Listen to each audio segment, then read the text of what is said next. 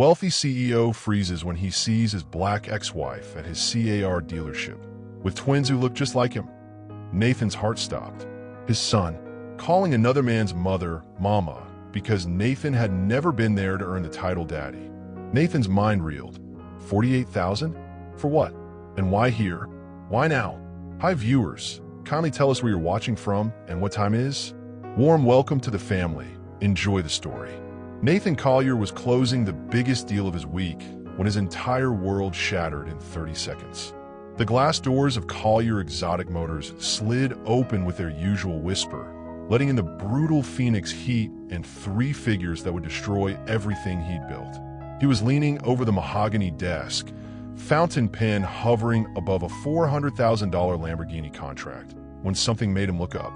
A woman in a faded denim jacket stood between two children, their small hands gripping hers like anchors. The fluorescent showroom lights caught her profile, sharp cheekbones, full lips, eyes that once held his entire future. Time stopped. His pen clattered to the marble floor. Ayanna, 10 years vanished in a heartbeat. She was older now, lines around her eyes that hadn't been there when she walked out of that Miami hotel room. But God, she was still beautiful.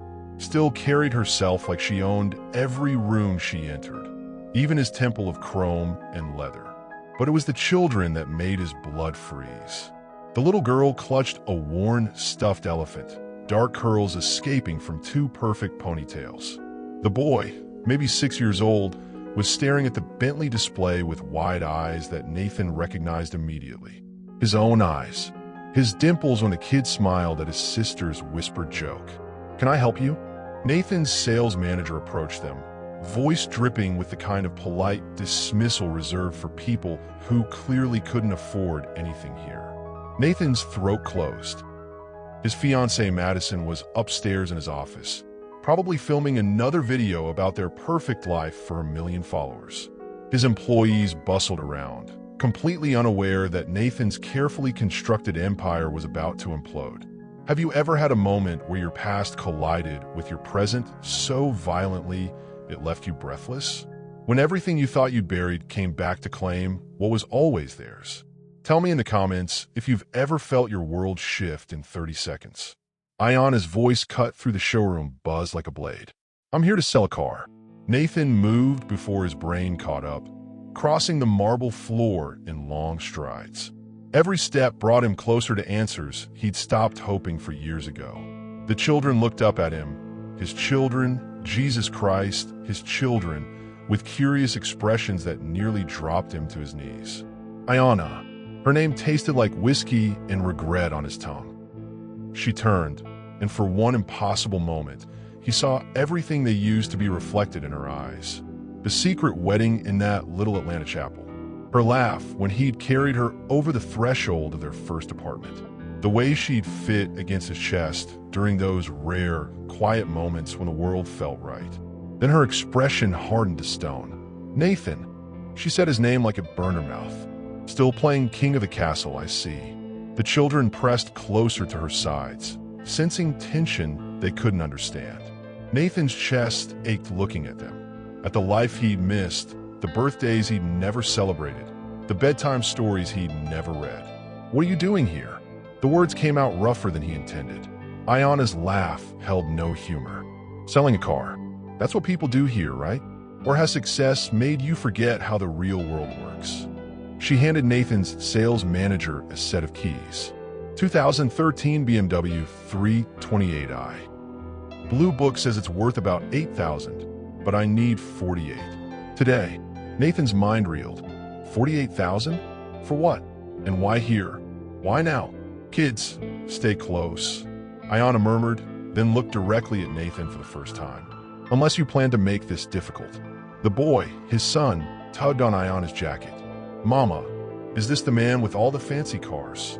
Nathan's heart stopped. His son, calling another man's mother Mama, because Nathan had never been there to earn the title Daddy.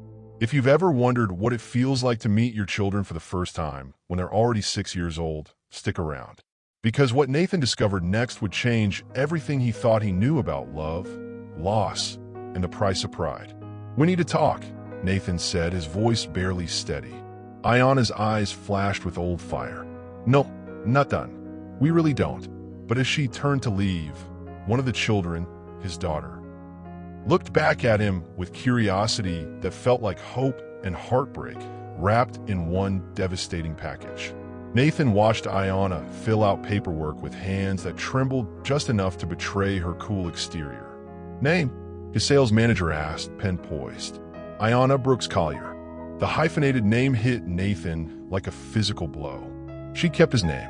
After everything, after the screaming match that ended them, after 10 years of silence, she'd kept his name. His son, Malik, according to the insurance paperwork Nathan glimpsed over her shoulder, was running his small fingers along the hood of a cherry red Ferrari. The little girl, Maya, stayed glued to her mother's side, watching Nathan with dark eyes that missed nothing. Mama, why does that man keep staring at us? Maya whispered, loud enough for Nathan to hear. Ayana's jaw tightened. Some people don't have good manners, baby. The word stung, but Nathan deserved them. He deserved worse. How do you explain to a 6-year-old that the stranger watching them is the father who never knew they existed? Nathan's phone buzzed. Madison, probably wondering where he was. His perfect, uncomplicated fiancée who fit seamlessly into his world of charity galas and social media perfection. The woman he was supposed to marry in 3 months because she made sense on paper. The car needs work, his manager was saying, sliding estimates across the desk. Transmission issues, oil leak, worn brake pads. Best I can offer is $4,000. $4,000. Ayana's voice cracked. I need 48. My son needs surgery, and I have 1 week. Nathan stepped forward before he could stop himself. What kind of surgery? Ayana's eyes blazed. Not your concern. But Malik looked up at Nathan with innocent curiosity. I have a bad heart. The doctors say they can fix it, but it costs lots of money. Nathan's world tilted. His son needed heart surgery, and Nathan had been upstairs planning bachelor party locations while his child's life hung in the balance. Have you ever learned something that made you question every choice you'd made for the past decade? Drop a heart emoji if you felt that crushing weight of regret. I can cover it, Nathan said immediately. The surgery, whatever he needs. Ayana stood so fast her chair scraped against marble. Absolutely not. She gathered the children closer, and Nathan saw something in her posture he'd never witnessed before. Protective rage that could level buildings. We don't need your charity, Nathan. We never did. She turned toward the door, but Nathan caught her arm. The contact sent electricity up his spine, muscle memory of 1,000 gentle touches flooding back. They're mine. It wasn't a question. Ayana's expression could have cut glass. They're mine. You made that choice 10 years ago. What choice? You disappeared. You never told me. I wrote you letters, sent pictures, called until your assistant made it clear I wasn't welcome in your new life. Nathan's stomach dropped. I never got any letters. For a moment, doubt flickered across Ayana's face. Then it hardened again. Don't lie to me. Not in front of them. As she walked away, Nathan realized he was about to lose his family twice. Only this time, he knew exactly what he was losing. Nathan followed them into the parking lot, Phoenix sun beating down like judgment. Ayana, wait. Please. She was buckling the children into a beat-up Honda Civic that had seen better decades. The contrast between his $1 million showroom and her struggling reality felt like a knife between his ribs. Mama, why is the car man following us? Malik asked, his small face pressed against the window. Nathan crouched beside the car, meeting his son's eyes for the first time. Up close, the resemblance was undeniable. Same stubborn jawline, same thick eyelashes that had always been wasted on a man. Hey there, Nathan said softly. I'm Nathan. I'm Malik. This is Maya. His son's smile was pure sunshine, completely unaware of the storm raging between the adults. Do you really own all those fancy cars? I do. That's so cool. Why get my heart fixed? I'm gonna drive race cars. Nathan's throat constricted. When not if. This kid was facing surgery with the confidence of someone who believed in happy endings. Nathan, step away from my children. Ayana's voice carried a warning that raised every hair on his neck. He stood, hands raised in surrender. I just don't understand. The letters you mentioned. Don't. Her eyes held 10 years of accumulated pain. Don't you dare pretend you didn't know. I swear on everything I own, I never got any letters. No calls except. Nathan stopped, realization hitting him like cold water. Except the ones my assistant screened out. Margaret had worked for him since 2012. Efficient, protective, with strict instructions to handle personal distractions. She'd probably filed Ayana's attempts to reach him with the rest of the gold diggers and exes trying to reconnect. Ayana laughed bitterly. Your assistant. Of course.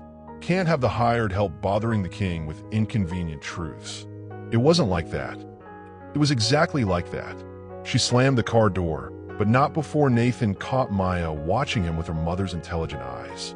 What was she thinking? Did she know he was her father? Did she care? Tell me in the comments. When someone hurts you deeply, is there anything they could say to earn forgiveness? Or are some wounds too deep to heal? Ayana rolled down the window, just enough to speak. You want to know the truth, Nathan? I waited.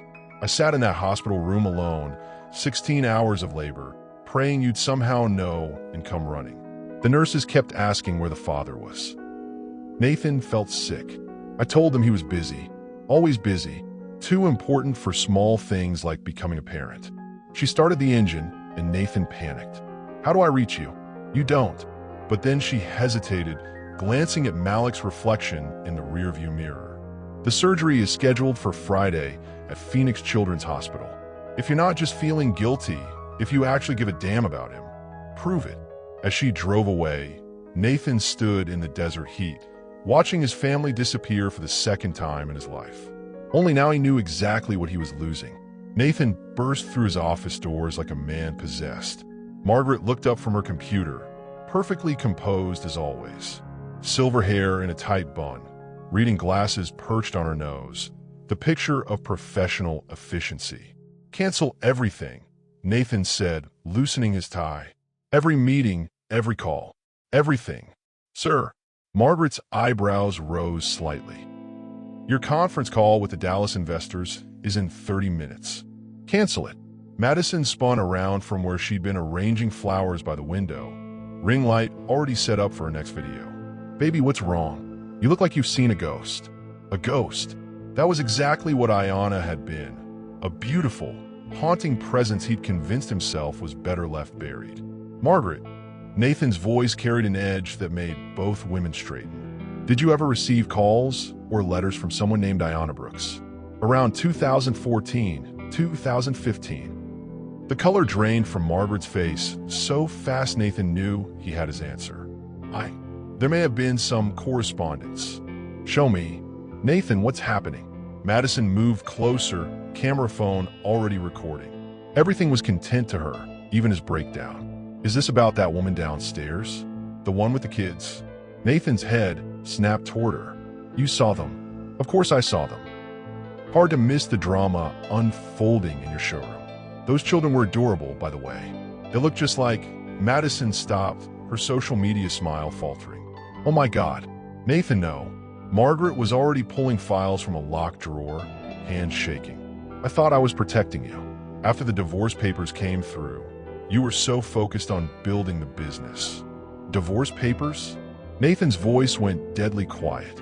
She filed for divorce in 2014. You were in Europe for 3 months, remember? The expansion deal. Margaret spread documents across his desk like evidence at a crime scene. I handled it quietly. No lawyers, no mess. She didn't ask for anything. Nathan stared at papers he'd never seen, signatures he'd never given. Ayana Brooks Collier versus Nathan James Collier. Dissolution of marriage. Filed 6 months after she'd left Miami. You forged my signature. I was protecting your interests. My interests? Nathan's roar echoed off the glass walls. She was pregnant, Margaret. Those children downstairs are mine. Madison gasped, phone clattering to the floor. Children? Plural?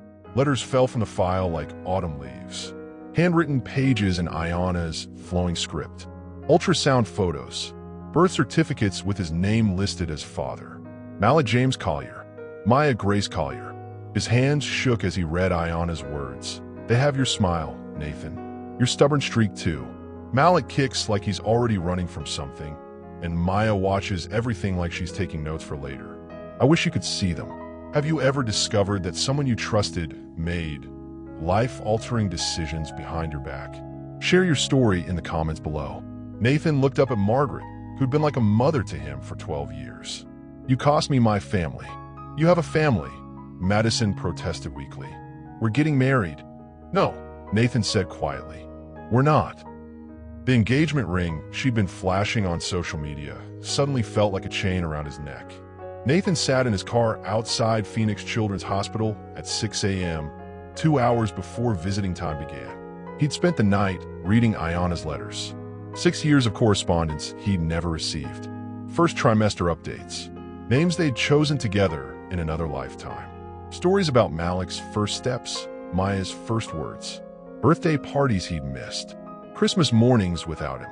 The last letter was dated 3 months ago. The doctors say Malik needs surgery. I've been saving for 2 years, but it's not enough.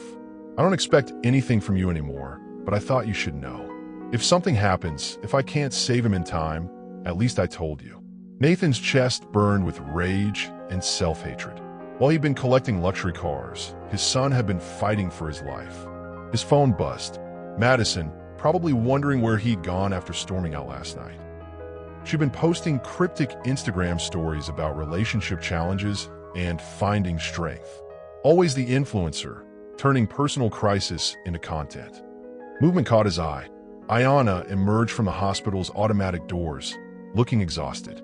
Dark circles under her eyes, coffee-stained scrubs that suggested she'd been here all night. She worked here.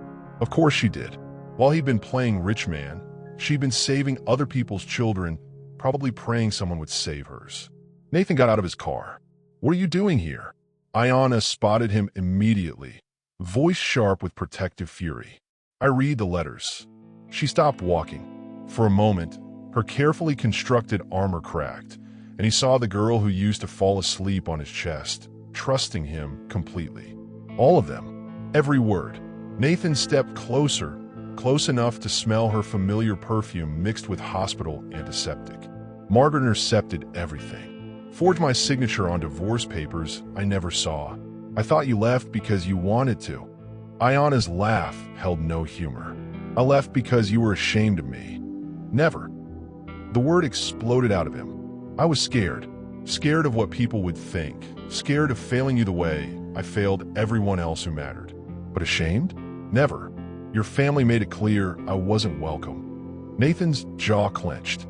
His father's cold disapproval. His mother's passive-aggressive comments about different backgrounds. The way conversations stopped when Ayana entered rooms full of his business associates. They were wrong. I was wrong.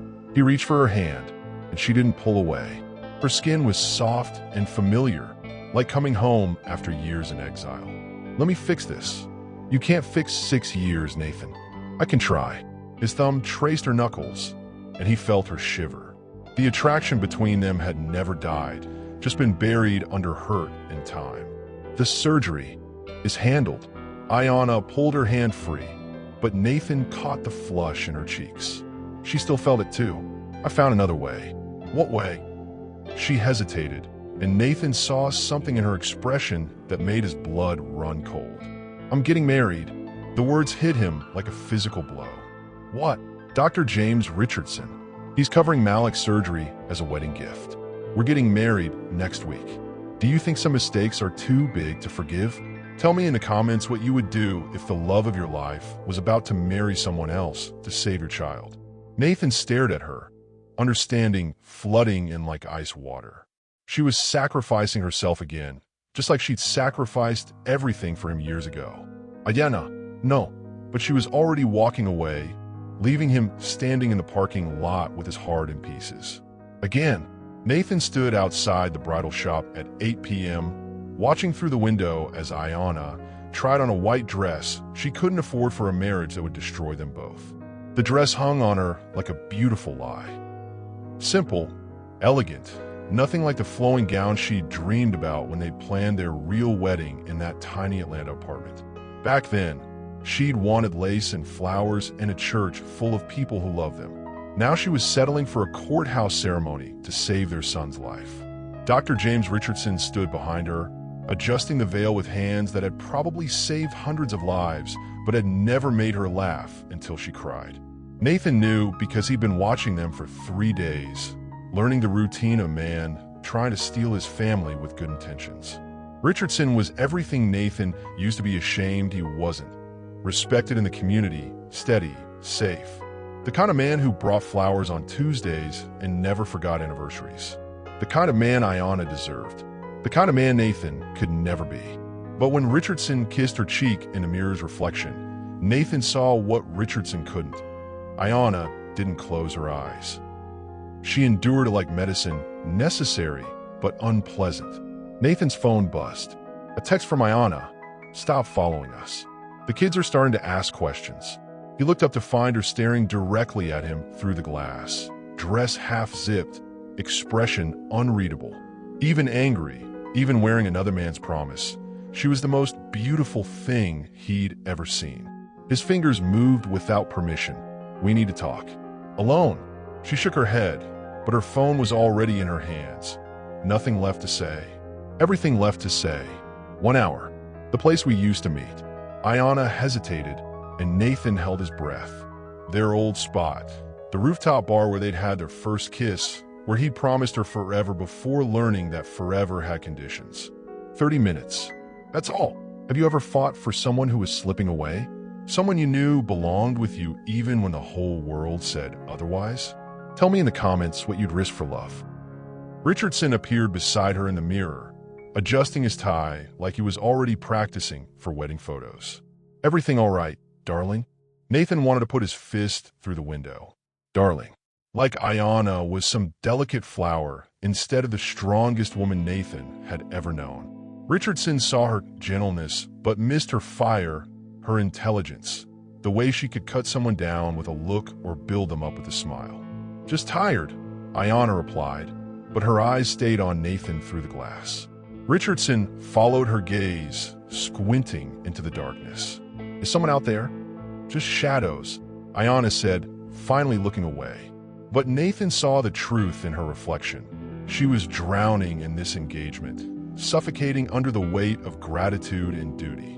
Richardson offered safety, security, everything a mother needed for her children. Everything except the one thing that mattered most. Love. Real, dangerous, life-changing love. Nathan typed one last message. Malik and Maya deserve parents who are crazy about each other, not parents who are settling. He watched her read it, watched her hand tremble slightly as she set the phone down. Then he walked away, counting down the minutes until he could fight for his family one last time. 28 minutes and counting. Ayanna arrived at the rooftop bar 15 minutes late, still wearing the engagement ring that caught Phoenix City lights like captured stars. Nathan was already there, leaning against the railing where they'd once planned a future that felt impossible now. The night air carried the scent of her perfume and distant regret. You look beautiful, he said, because it was true and because he might never get another chance to tell her. Don't. She stopped 10 feet away, keeping distance like a shield. Don't make this harder than it already is. Hard for who? You or Richardson?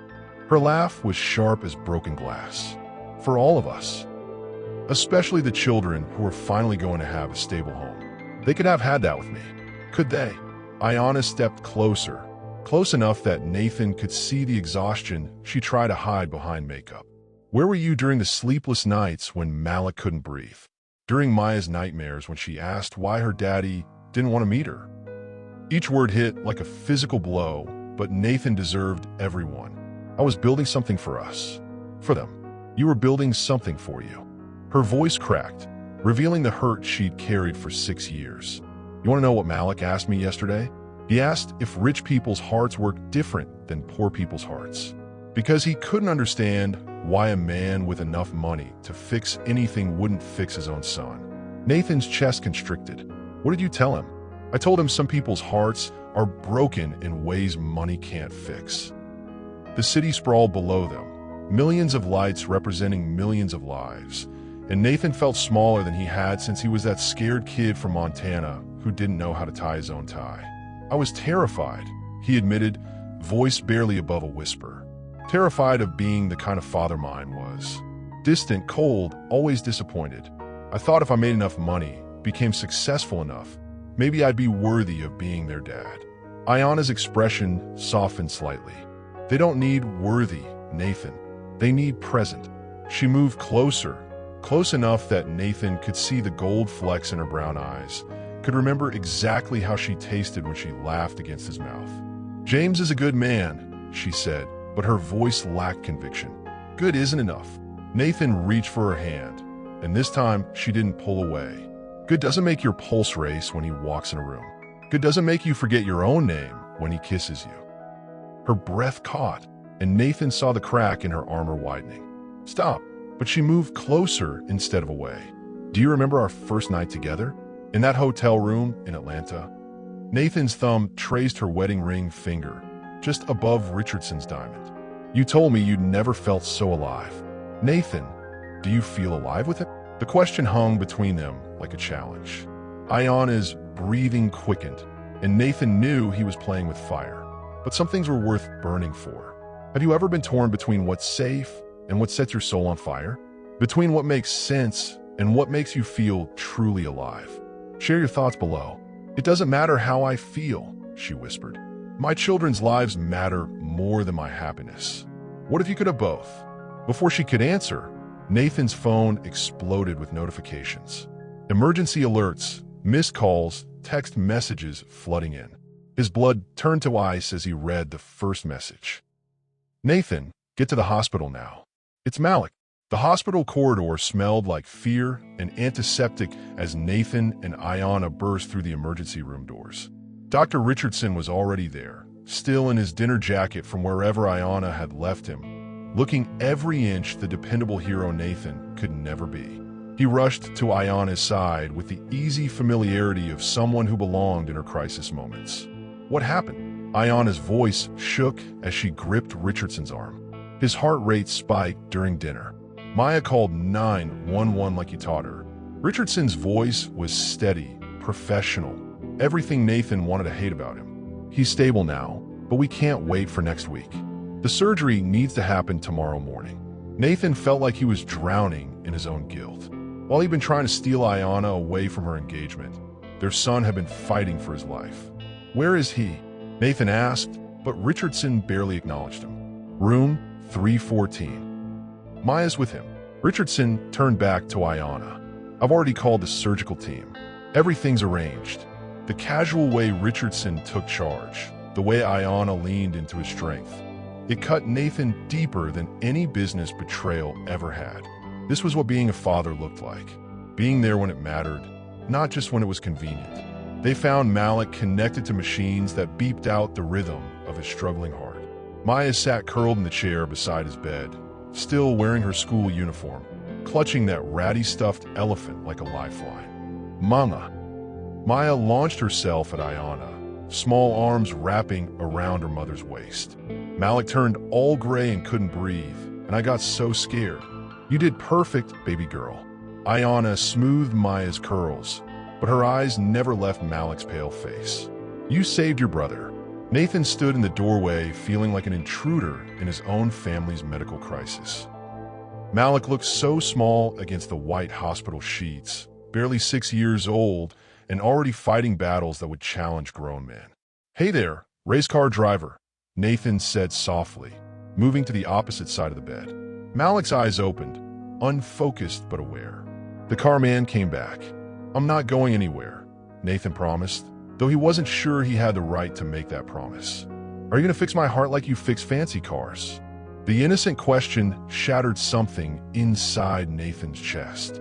His son saw him as someone who fixed things, who made broken things work again.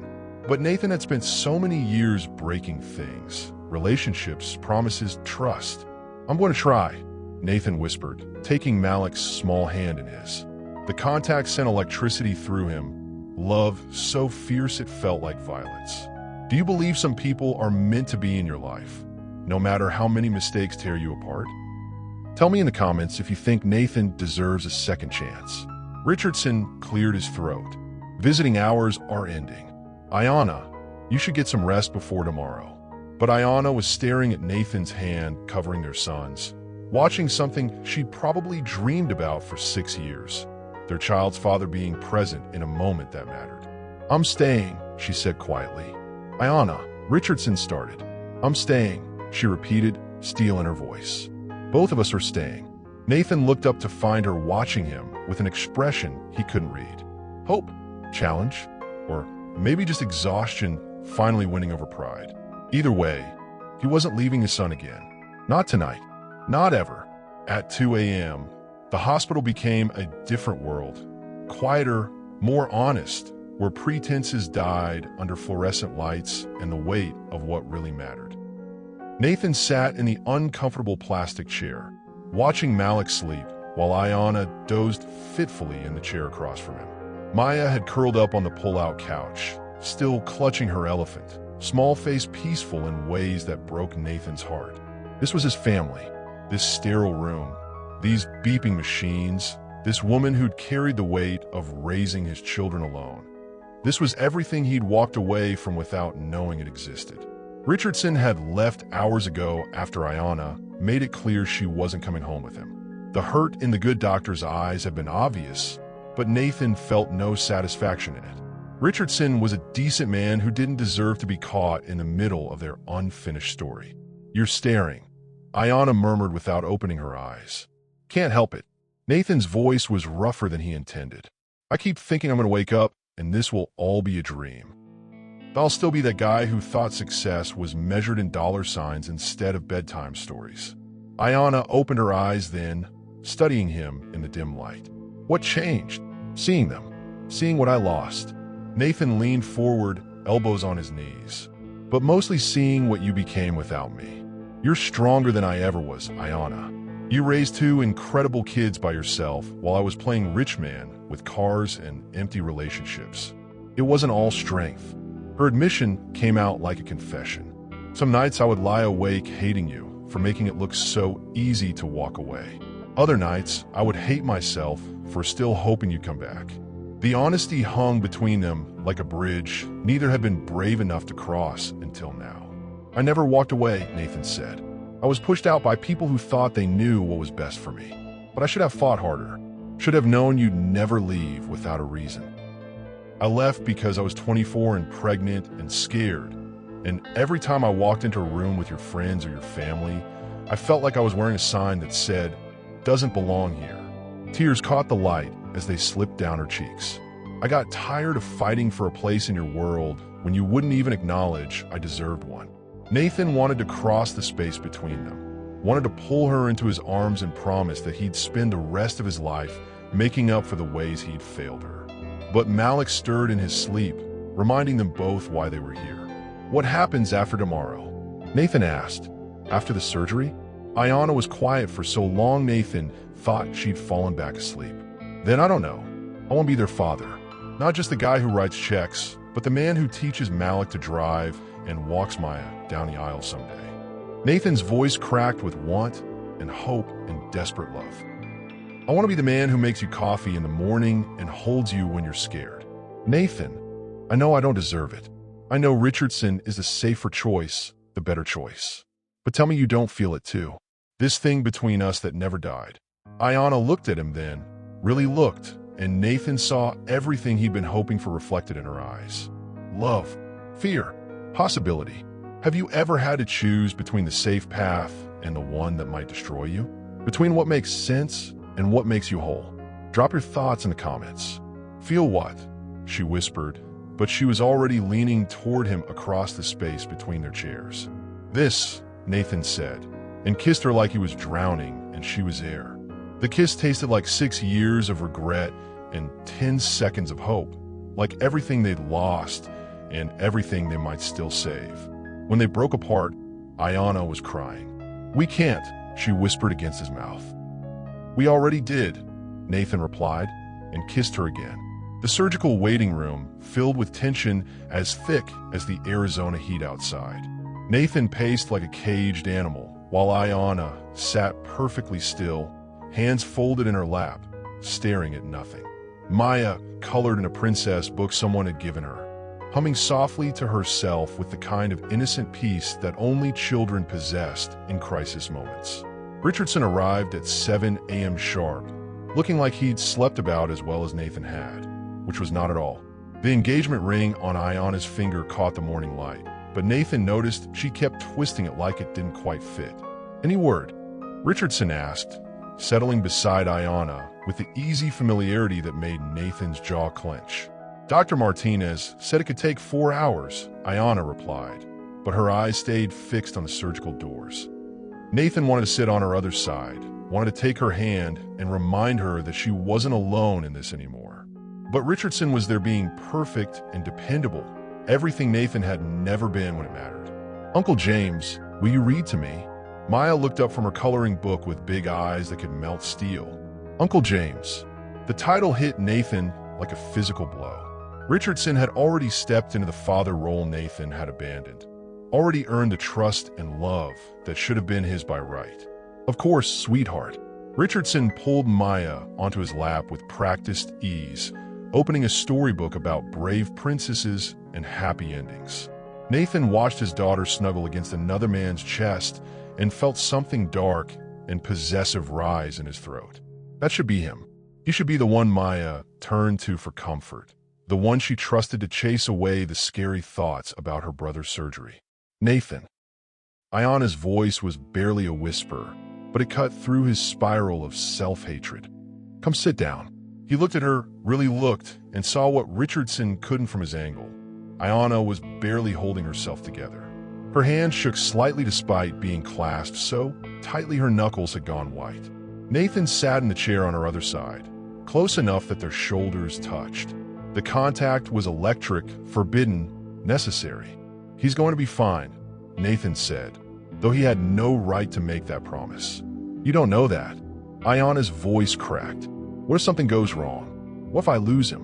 What if the last thing I said to him was be brave when I should have said I love you? You say I love you to him every single day. In the way you fight for him, sacrifice for him, stay strong when he's scared." Nathan's voice dropped low enough that Richardson couldn't hear. "He knows, Ayana. Kids always know when they're loved." A tear slipped down her cheek, and Nathan wanted desperately to wipe it away. Instead, he did something braver. He took her hand. Ayana stiffened, glancing at Richardson, but she didn't pull away. Her fingers laced through Nathan's like they'd been doing it for years instead of hours. "Mr. and Mrs. Richardson?" A nurse appeared in scrubs, clipboard in hand. Nathan felt Ayana's hand jerk in his. Mrs. Richardson, the name that should have been hers by now if Nathan hadn't come back and complicated everything. "Actually, it's Brooks Collier," Ayana said quietly. "And this is..." She hesitated, looking between Nathan and Richardson. Have you ever been caught between two versions of your life? Not sure which one was real anymore? Tell me in the comments what choice you think Ayana should make. "I'm Nathan Collier," Nathan said, squeezing Ayana's hand. "Malik's father." The words hung in the air like a challenge, like a claim, like everything Nathan should have said 6 years ago. Richardson's face went very still. "I see." But it was Maya who broke the tension, looking up from her storybook with curious eyes. "Daddy," she said, looking directly at Nathan. "Are you really our daddy?" The question every adult in the room had been dancing around, asked with 6-year-old directness that cut straight to the heart of everything. Nathan's throat closed completely.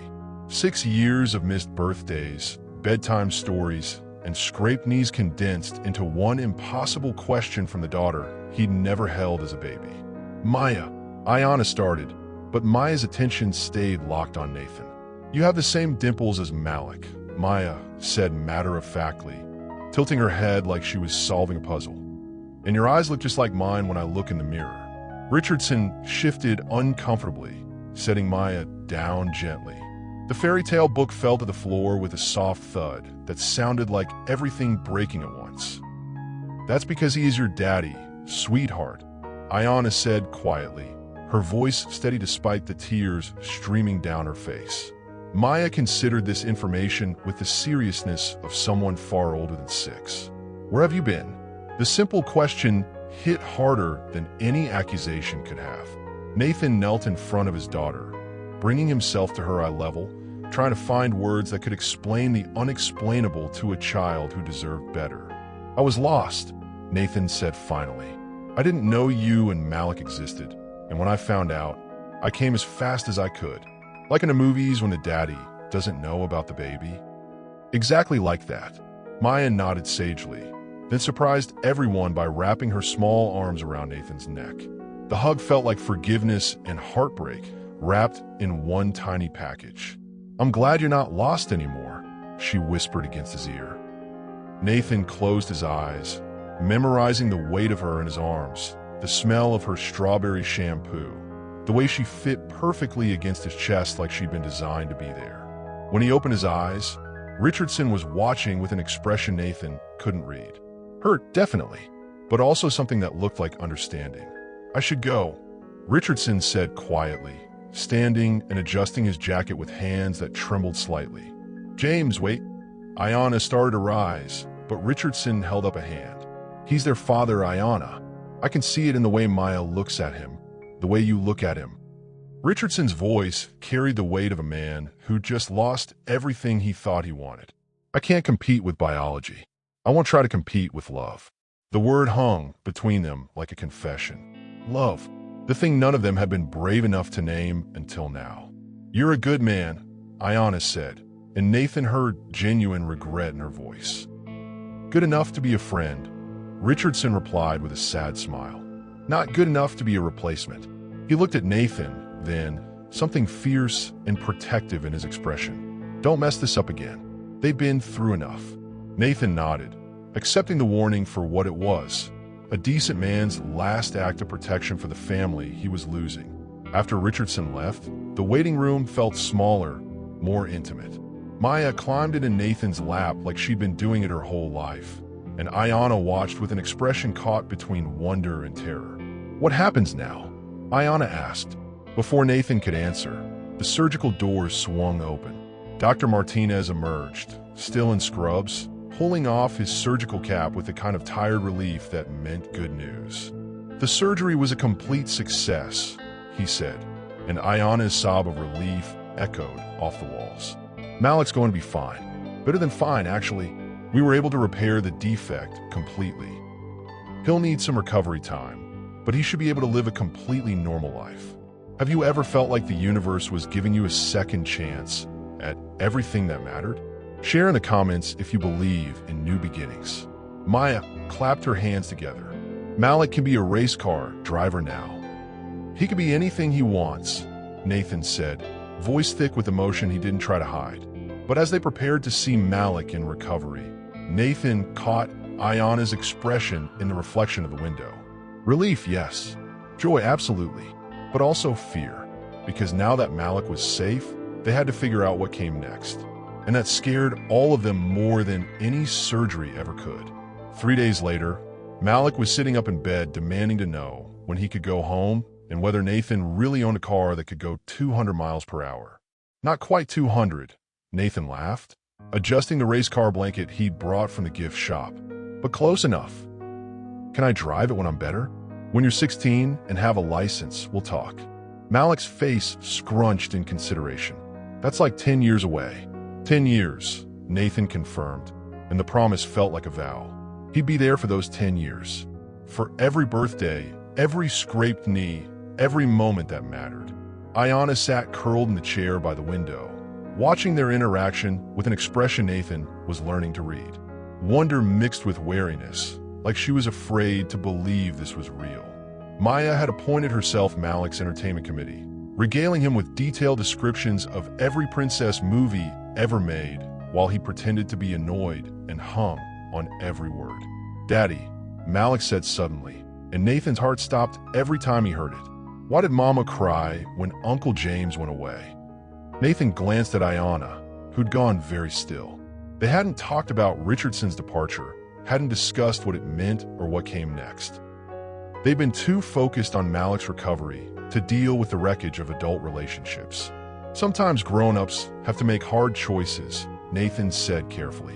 Uncle James is a good man, but he realized that families work best when the right people are together. Like puzzle pieces that fit. Exactly like that. Malik nodded like this made perfect sense, then turned to his mother. Are you sad about Uncle James? Ayana's smile was soft but honest. A little sad, but mostly relieved. Because now it could be a real family? Maya chimed in from her perch on the window ledge. The question hung in the air like everything they'd been avoiding. Nathan held his breath, waiting for Ayana's answer, knowing it would determine the rest of his life. Being a family is more complicated than just wanting it, Ayana said slowly. It takes work and trust and love. Maya interrupted with 6-year-old certainty. Daddy loves us, right, Daddy?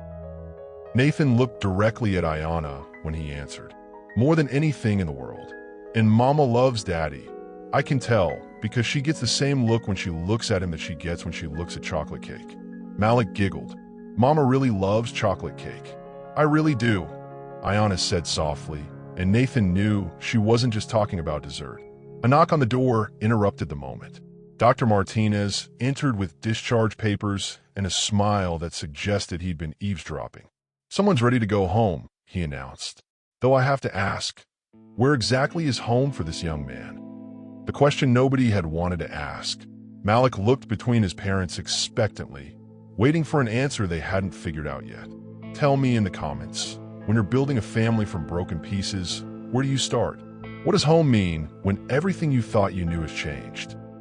Home is wherever we're all together, Maya said with the wisdom of someone who'd learned early that love mattered more than addresses. Nathan caught Ayana's eye and saw his own hope reflected there. Maybe Maya was right. Maybe home wasn't a place at all. Maybe it was just the four of them figuring it out as they went. 2 weeks later, Nathan stood in the doorway of a suburban Phoenix house he'd bought sight unseen, watching Malik chase Maya through rooms that echoed with the sound of children who finally had space to be loud. You bought a house, Ayana said, appearing beside him with that expression she got when he did something that surprised her. Without asking anyone. I bought us a house, Nathan corrected. 4 bedrooms, big backyard, good schools. The kids need stability. The kids need their father not to make major life decisions without consulting their mother. Nathan turned to face her fully, noting how she'd said their mother instead of just me. Progress. You're right. I should have asked. But Ayana, they were going to discharge Malik to that tiny apartment with the broken air conditioning and the neighbor who plays music until 3 a.m. Maya's been sleeping on your couch for 6 years. We've managed fine. You've survived. There's a difference. Nathan reached for her hands, relieved when she didn't pull away. I'm not trying to control anything. I'm trying to provide what I should have provided from the beginning. Ayana looked around the empty living room, taking in the vaulted ceilings and huge windows that let in enough light to make everything feel possible. It's too much, she said quietly. It's not enough. Nothing I do will ever be enough to make up for 6 years, but I have to try. Mama, come see my room. Maya's voice echoed from upstairs, followed by the thunder of small feet on hardwood. There's a room for Maya that's just hers, Nathan said, and one for Malik. And one for you that locks from the inside, so you never have to worry about anyone having access to your space unless you want them to. The last part made Ayana's eyes go soft. After years of shared spaces and no privacy, the idea of a room that was completely hers probably felt like luxury. What about you? She asked. Where do you sleep in this perfect house you bought us? Wherever you'll let me. The couch, the guest room, the garage if necessary. I don't care as long as I'm close enough to hear Malik if he has nightmares, or Maya if she gets scared. Ayana studied his face like she was looking for the catch, the angle, the way this would all fall apart. Daddy, Mama, come see the backyard. Malik's voice carried through the house, followed by the slam of what was probably the back door.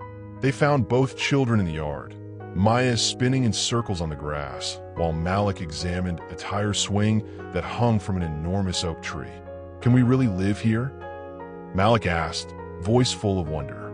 Nathan looked at Ayana, letting her make the choice. Always letting her make the choice. "What do you think?" she asked the children. "Should we give it a try?" "Yes." Maya threw herself at Nathan's legs. "Thank you, Daddy." Malik was more cautious, studying Nathan with serious eyes. "You're not going to leave again, are you? Have you ever made a promise that terrified you because you knew your life depended on keeping it? Share below what commitment means to you." "Never," Nathan said, and meant it with every cell in his body. "Okay then." Malik grinned, dimples flashing. "I like it here." 6 months later, Nathan found Ayanna in their kitchen at midnight, grading papers at the table while wearing one of his old Arizona State t-shirts and nothing else. The sight of her in his clothes, in their house, doing ordinary things like homework, still stopped him cold. Some mornings he woke up convinced he'd dreamed the whole thing. The reconciliation, the family dinners, the way Maya crawled into bed with them during thunderstorms. "Kids asleep?" he asked, settling behind her chair and pressing a kiss to the top of her head. Finally, Malik wanted 3 more stories about race car drivers, and Maya insisted on practicing her reading with that book about the princess who saves herself. Nathan smiled, wrapping his arms around her shoulders and breathing in the scent of her shampoo mixed with coffee and the vanilla candle she always lit when she worked late. "I love watching you be their mother," he said against her ear. "I love watching you be everything I always knew you could be."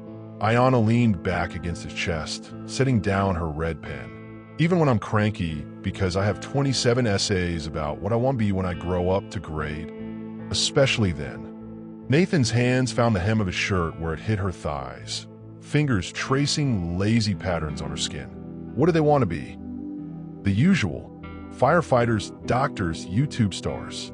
Ayanna's breath caught as Nathan's touch moved higher. "One kid wants to be a car salesman like Maya's dad." Nathan grinned. "Smart kid." Ayanna turned in his arms, and Nathan saw something in her eyes that made his pulse spike.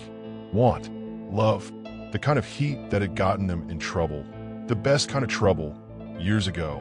Nathan, his name on her lips sounded like a prayer. "Yeah, take me to bed." She didn't have to ask twice. Nathan swept the papers aside and lifted her onto the table, capturing her mouth in a kiss that tasted like coffee and coming home. Her legs wrapped around his waist, pulling him closer, and Nathan marveled at how perfectly she still fit against him. "I love you," he said against her throat, hands tangling in her hair. "I never stopped loving you." "I know." Ayanna's smile was soft and sure. "I never stopped either."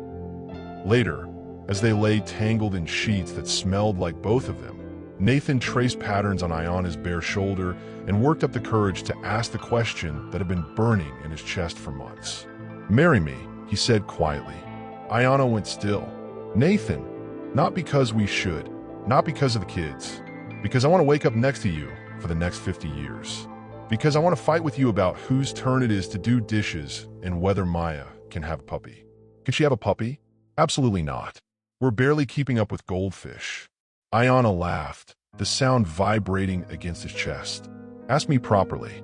Nathan rolled over, reaching into the nightstand drawer for the ring he'd been carrying around for 2 months, waiting for the perfect moment. "What's the most romantic proposal you've ever heard? Tell me in the comments what makes a proposal perfect." "Ayanna Brooks Collier," Nathan said, holding up a ring that caught moonlight streaming through their bedroom window. "Will you marry me again?" Her answer came without hesitation. "Yes." 1 year later, Nathan stood at the altar of a small church in Phoenix, watching Ayanna walk down the aisle in a dress she'd chosen because she loved it, not because it was practical. Maya scattered rose petals with the seriousness of someone handling state secrets. Malik carried the rings on a pillow, grinning so wide his dimples could be seen from space. When Ayanna reached him, Nathan took her hands and saw their entire future reflected in her eyes. More children, maybe. Definitely more arguments about household chores, soccer games and school plays, and teenagers who would test every boundary they set. It would be beautiful and messy and perfectly imperfect. "Ready?" the minister asked. Nathan looked at his family, his wife, his children, his second chance at everything that mattered. If this story touched your heart, hit that like button and subscribe for more stories about love, loss, and the courage to fight for what matters. Tell me in the comments, what would you risk for a second chance at happiness? I've been ready my whole life, Nathan said, and kissed his wife like he meant to keep her forever. This time he did.